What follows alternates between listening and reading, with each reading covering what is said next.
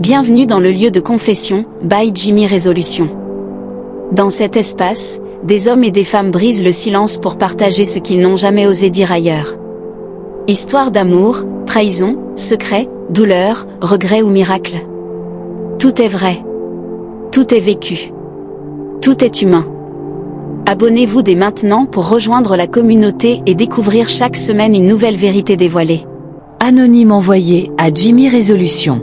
Coach, je vous écris aujourd'hui parce que je suis en train de perdre la tête. Je ne dors plus. Je ne mange plus.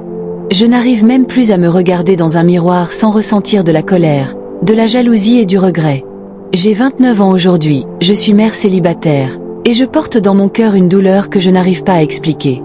Mais je veux vous raconter mon histoire depuis le début. Quand j'ai rencontré Paul, il n'avait rien, absolument rien.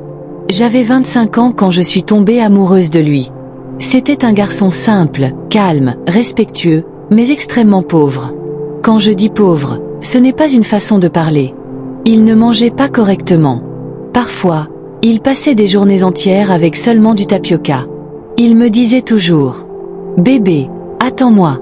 Je vais réussir. Ce n'est qu'une question de temps. Un jour, on va rire de tout ça. » J'y ai cru au début. Mais la réalité était dure. Sa petite chambre sentait la souffrance et le découragement. Chaque fois que je venais, j'apportais quelque chose à manger.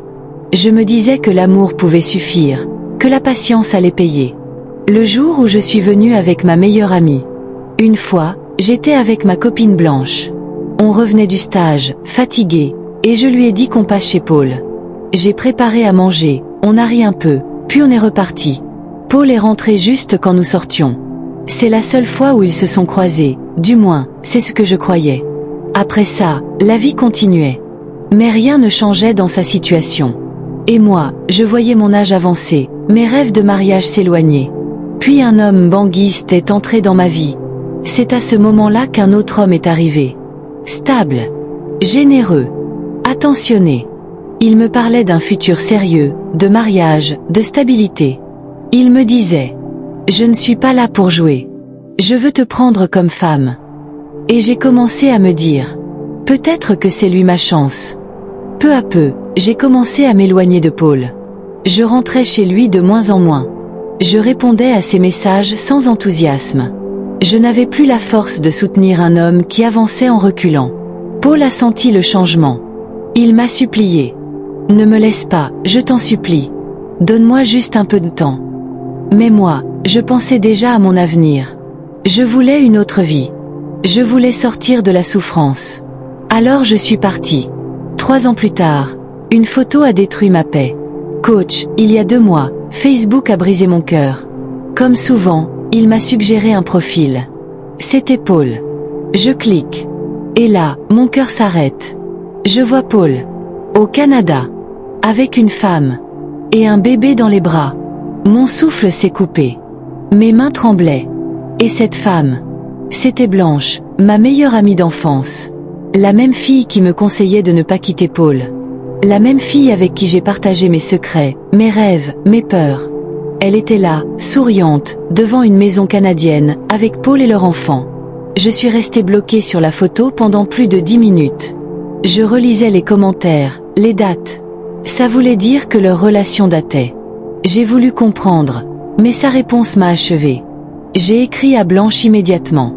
Je lui demande calmement. « Blanche, c'est quoi ça ?»